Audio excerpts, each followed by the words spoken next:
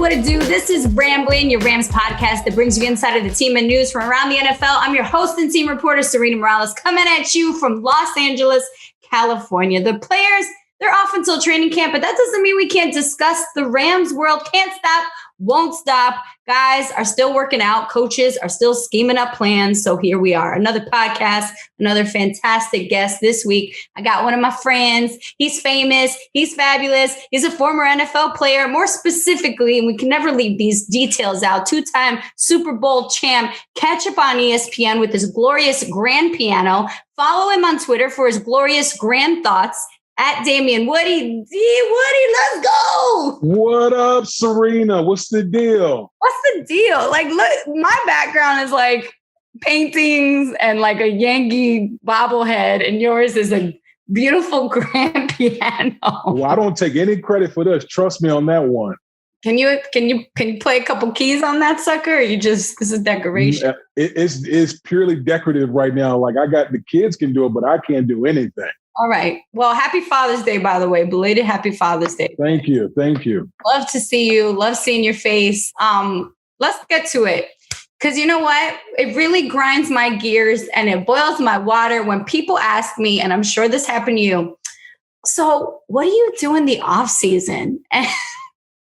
Because my friends, if you are not at work, then you are preparing for work.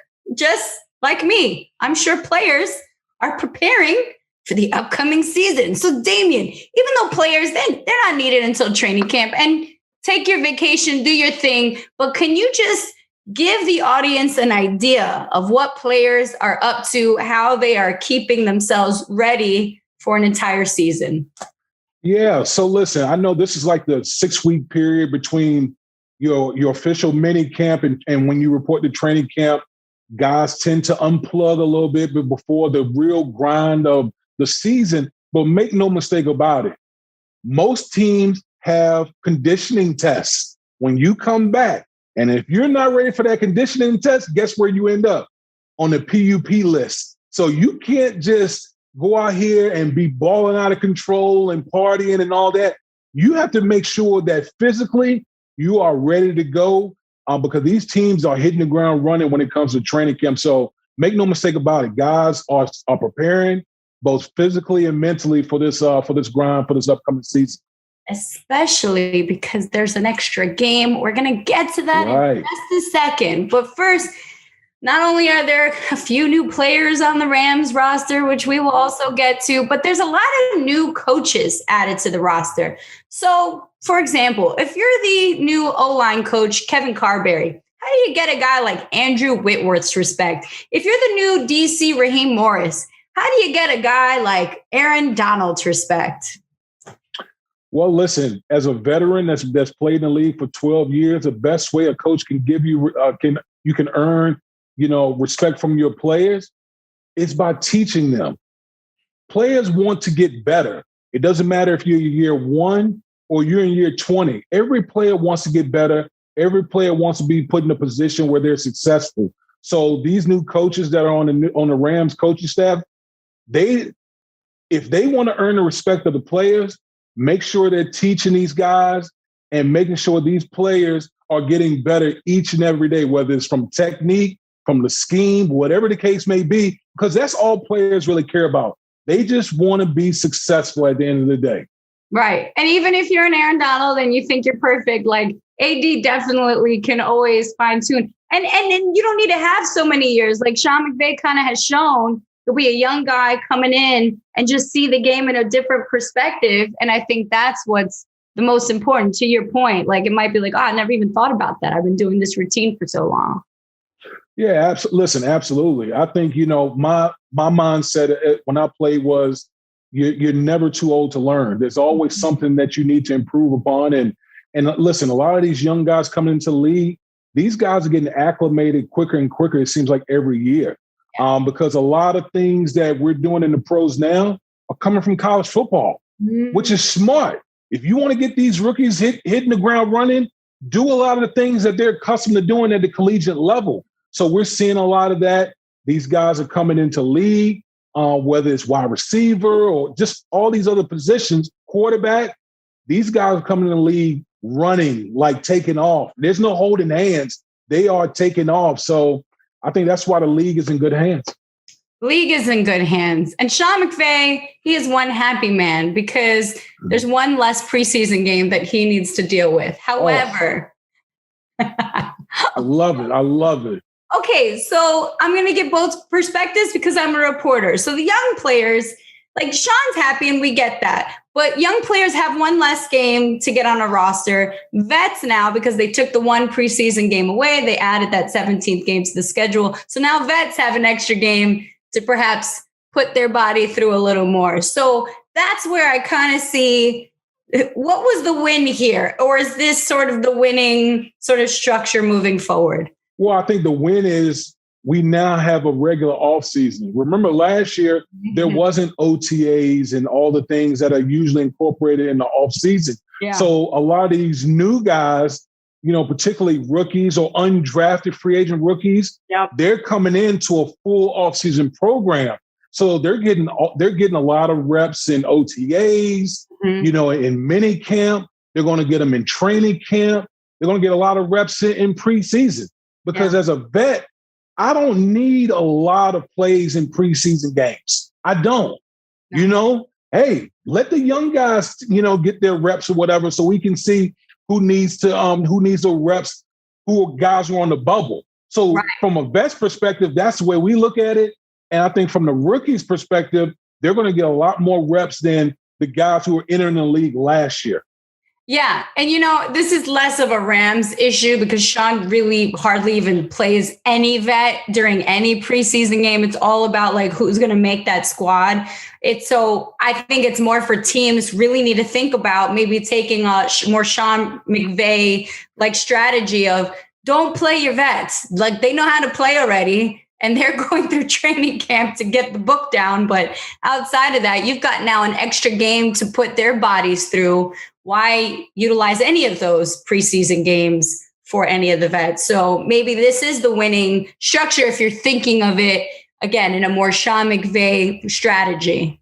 Well, think about it. I know it's kind of a term that a lot of people in sports don't like, but it comes from the NBA, the load management. So think about it. You have 17 games now. You have one extra game. And people will think, oh, it's just one extra game. One extra game, that's a lot of contact.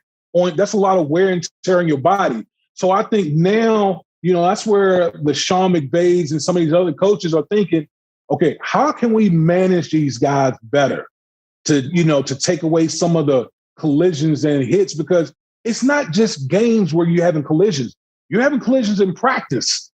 Okay, the only way you get better at football is by playing football. And football is played in pads. So I think these coaches are going to start using some form of load management as a way to kind of get through the season. Because, Sarina, as you know, football is a game of attrition.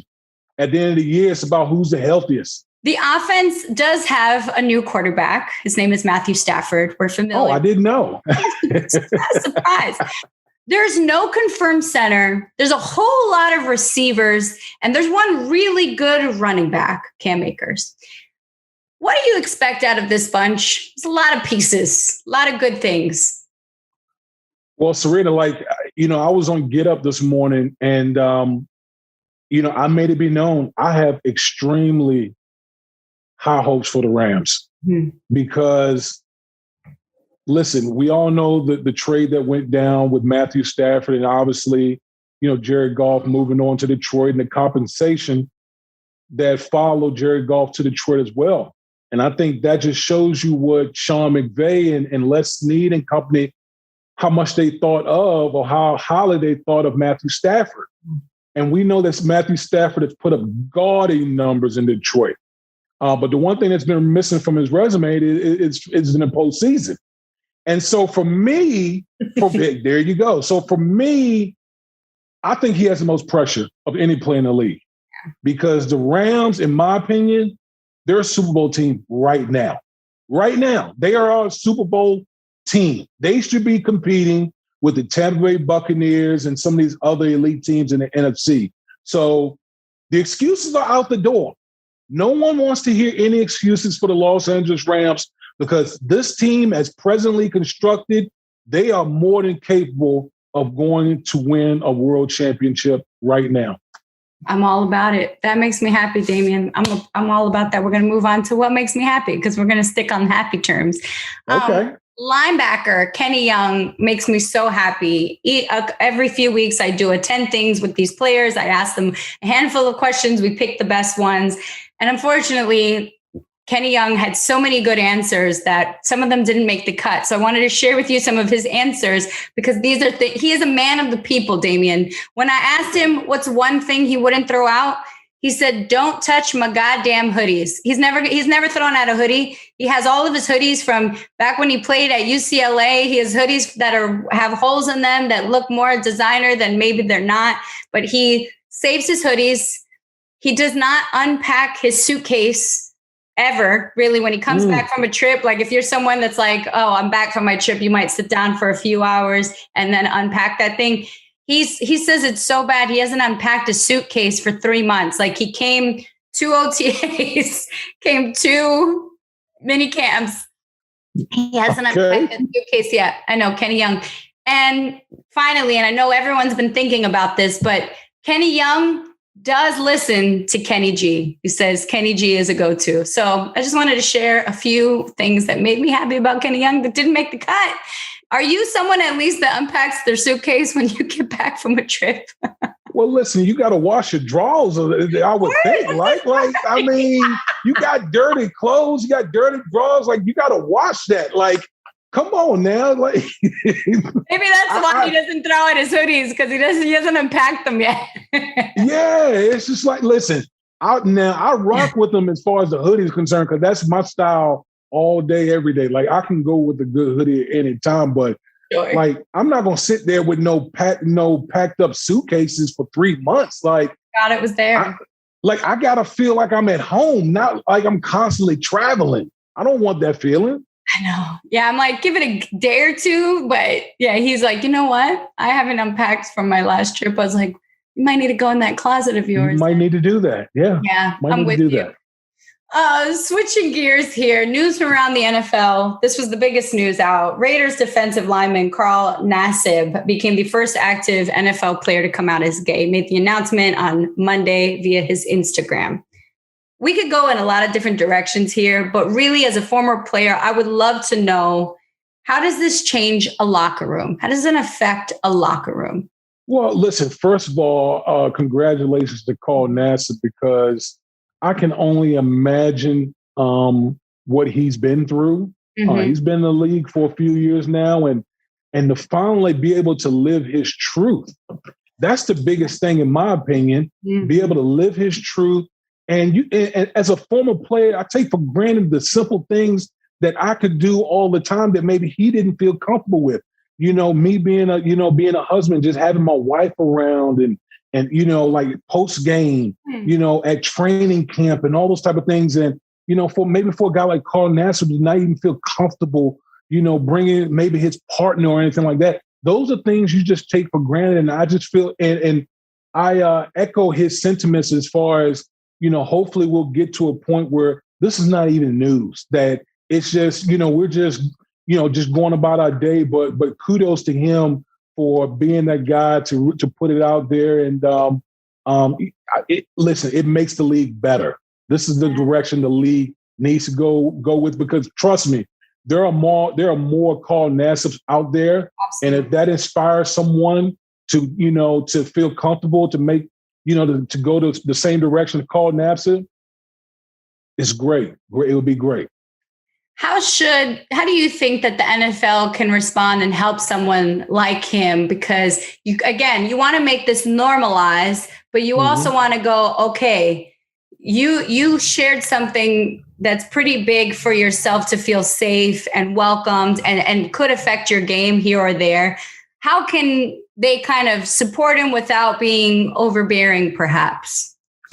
Well, listen, I think, I think that Carl Nassib it seemed like the type of guy that he didn't want it to be about him. And I think the biggest thing that NFL can do is just normalize it. Don't turn it, don't turn it into so much as like a distraction, but make it so like this is what the league is all about. Yes. And I think that's what Carl Nassib is trying to do is like, listen, I'm coming out with my truth, but ultimately I want to get not only my team, but the league to the point where this is normal, where guys don't have to make these, these announcements and so on and so forth. So I think if the league can help normalize this, then I think it would benefit the NFL. Right. Maybe just make it like, okay, we talked about it and we're moving on because now we just want to make sure that this is a safe environment for people to come out when they want to and when they feel safe. Correct. Because there are a lot more Carl Nassibs out there in the NFL for sure. All right. Sarina's social segment. It is time. Okay. This was hilarious to me. A man who finished last in his fantasy football team, I don't know if you've heard this story, spent 24 hours at a Waffle House restaurant. That was his punishment. For every waffle he ate, though, his sentence was reduced by an hour. So 15 hours and 9 waffles later, he completed his punishment.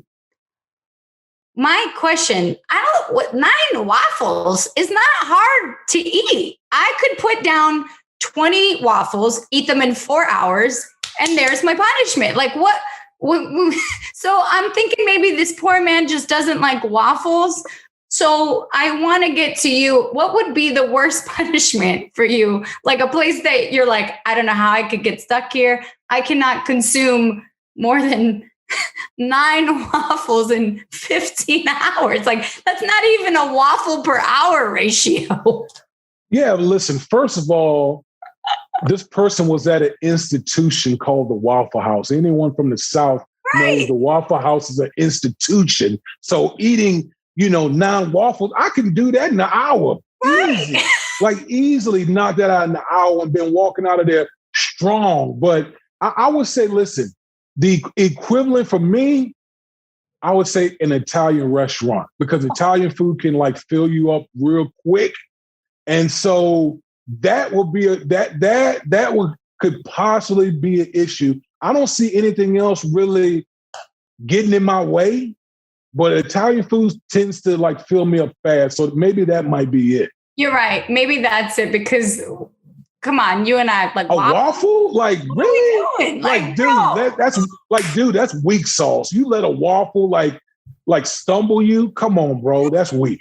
No wonder you lost your fantasy football team. You can't handle the heat.